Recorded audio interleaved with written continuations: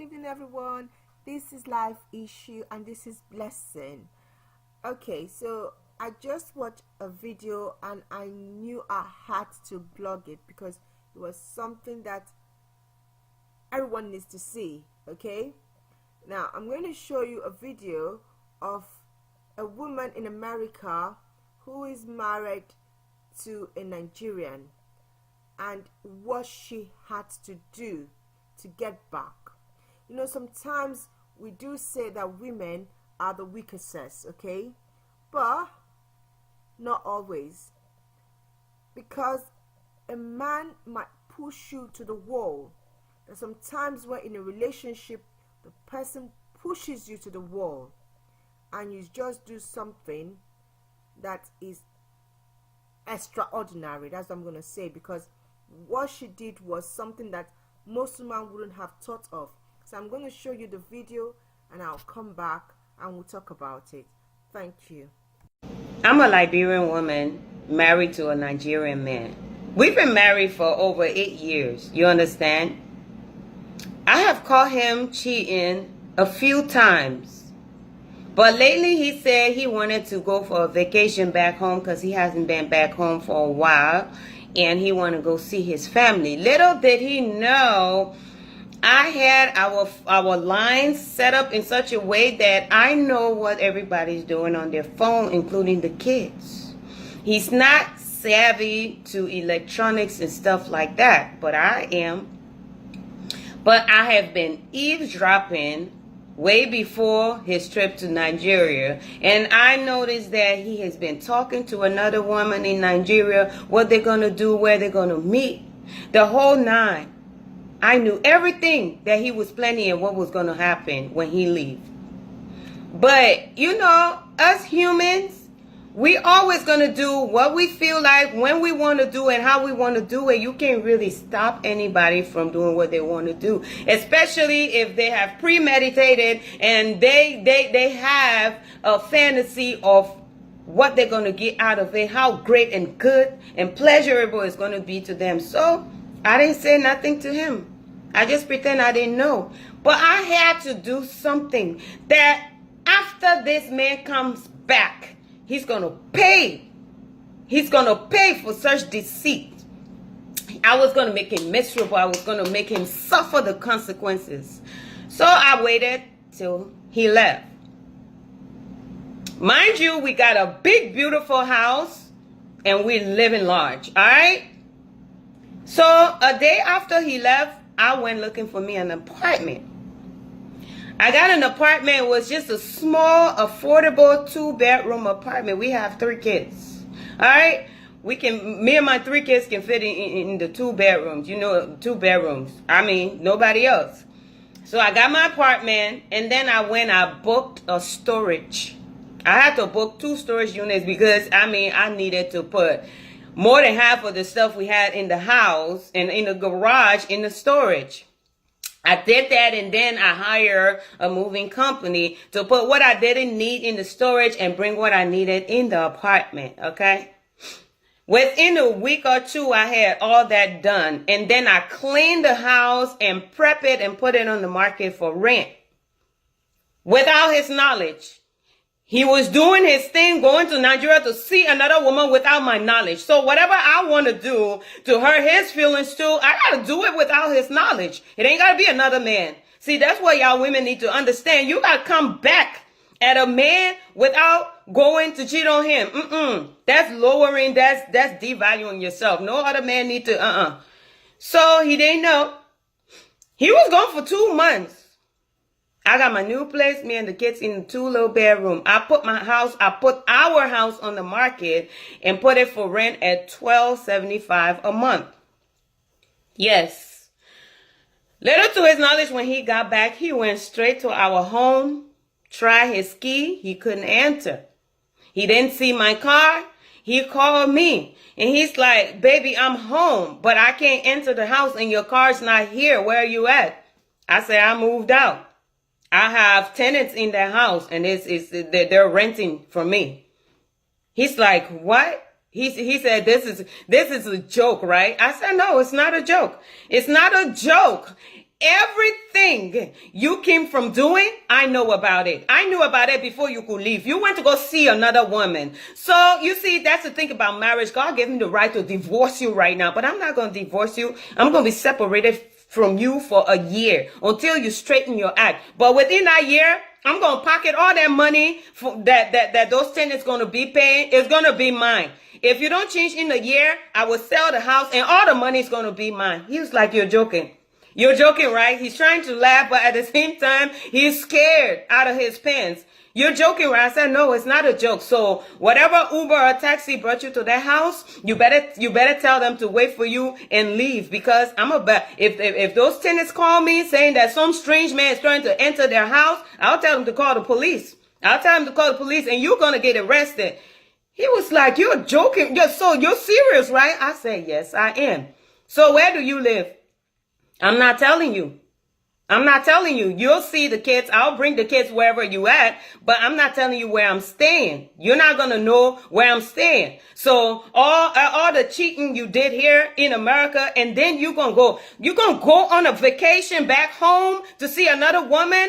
And if you need a vacation to be in the company of a woman, you and I should have planned a trip, husband and wife, go and have fun in other countries and really enjoy our relationship and give it this kind of upgrade that will make us grow more closer together. But no, you decide to take your money and your time and go spend it with another woman in Nigeria. So you're on your own. Go grab your stuff and your taxi, go to a friend or a family house and stay there. I will bring the kids over to you for them to see you. But the day you figure out where I live and show up to my apartment, you will sleep in jail. You will sleep in jail. He was like, you are something else. You're a dangerous woman. I said, you're a dangerous man. You're a dangerous man. You don't know how you're a dangerous man? That thing between your legs that you keep putting in every hole, you could bring me a disease. That makes you a dangerous man. You're even more dangerous than me. You could bring me a disease that will kill me. You are very dangerous. You are very selfish. You understand? So don't call me dangerous. You're the dangerous and selfish one. All right? So after a year, let me know if you still want to be with me. If you don't want to be with me, if you want to be with your Nigerian woman or whoever side chick you have here in America, feel free. I will file a divorce. I will sell the house. All the money is going to me. Okay? Because you stepped out of this marriage. You stepped out of the marriage. It was your choice. You understand? So just go where you can go. But for now, that house is out for a rent. It will be out for a rent for a whole year. They signed a 1-year lease. So figure out what you want to do. From now on, you will never try me if we stay together. Oh, thank you for watching the video. Now, I love this woman. There's 3 things I take out from what she did. Sometimes, if someone is a repeated offender, this man has been cheating on her so many times, and he was going to go to Nigeria and still cheat on her. You don't argue with a repeated offender. He's not going to change. If you keep talking about it, he's not going to change. What you need to do is to shock him. Do something that will affect him in such a way that he will be dumbfounded, okay? Shouting, nagging doesn't stop it. It does not stop it. You need to make a decision. She is so brave that she made her decision, and I respect her. I doff my heart for her to have been able to carry out what she did. I just doff my heart for her. Okay? Now, another thing I wanted to say is,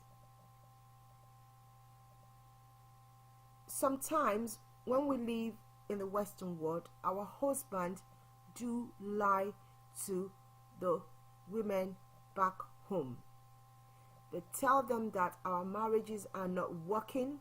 They tell them that they're about to divorce us, or they even tell them that we are white women that they married because they wanted to get their visa. We all know the story. We all hear about it. We even see it. It's going on. It's happening in your own home. The man goes back to Nigeria or whichever African country it is. They come back with disease, or they come back and we start having sidekicks calling our home. Okay, it's happening. It's our daily nightmare. It happens. All right. Some women decide to just not care, don't bother, because I mean, you're living here with me. But the point is, should we just let it go? Should we just let it go, or is it time that we address this? What about our self-worth?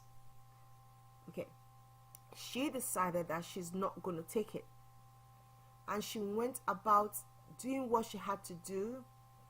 I mean, there was no drama.